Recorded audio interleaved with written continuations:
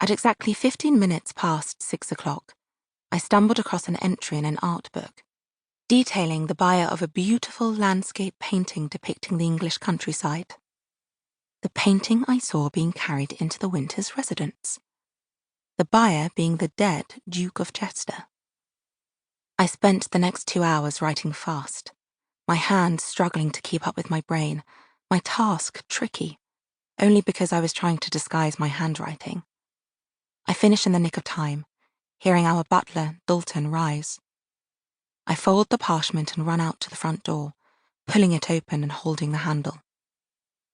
And the moment I detect our butler behind me, I push it closed and turn, waving the paper. "Mr. Porter left this for father on his way to the print works," I say, stretching on a yawn.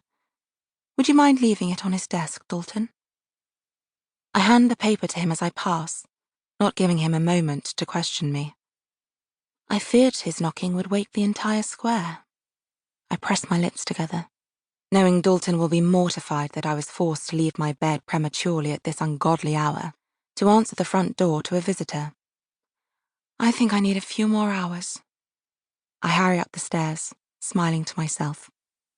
Gosh, I have never been so intrigued. After a few hours of restless sleep, I spent the remainder of the day trying to keep my whirling tummy under control.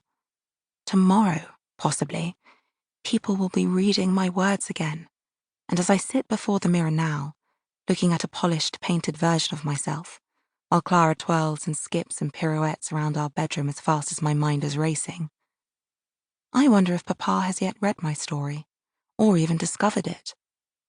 I try to pat down the short, puffy sleeves of my dress before wriggling and pulling at the bottom of the stay that seems so pointless under my high-waisted silk garb. I peek down at my generous chest that's suitably concealed behind a dignified square neckline. I preferred the V-neck version of this particular dress, the one similar to those I have seen in the fashion magazines, the more risque garment. Who knew I would have a preference on fashion? Alas, it was vetoed in favour of this ladylike piece. I pushed my jewelled hair comb further into the mass of mahogany curls adorning my head, wincing as the sharp metal prongs scratched my scalp. "Clara, be still," I warn, speaking through my teeth, the comb starting to give me a headache already. "Are you not excited?" she asks, not listening to a word I have said, still skipping, still pirouetting, still twirling. She's making me dizzy. "The party at the palace, Eliza." Excited?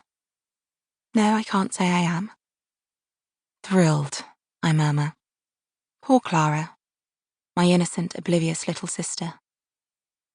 Does she realise that in a couple of years she, like me, will be thrust into society and showcased to all potential suitable gentlemen? Although after yesterday's lunch and Frank's shifty mood, why I'm even attending this ball is a mystery. I'm not so much being launched into society, more introduced.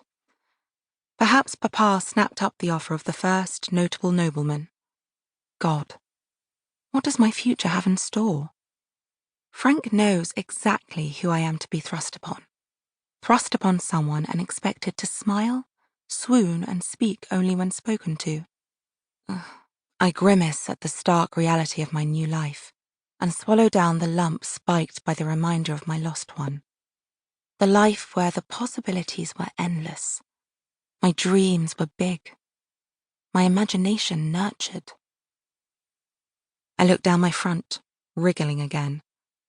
And my garments were comfortable. I know not of one married couple on Belmore Square who are happily married. I pause for thought. No, that is not true. I know of one, Mamma and Papa, although they were matched through choice, not expectation.